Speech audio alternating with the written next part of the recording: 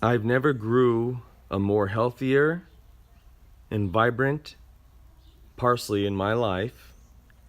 This is from seed stock of an Italian parsley I grew a long time ago that I prized as my best parsley back then. And I finally, for myself, a personal record of the biggest leaf I've ever had from a parsley plant. And here it is right here. Look at that. This is solely from seaweed, fish emulsion, and a thick layer of wood chips. That's it. No pesticides, herbicides, insecticides, or chemical fertilizers. Have any of you seen a parsley leaf this large? It's almost the size of my hand.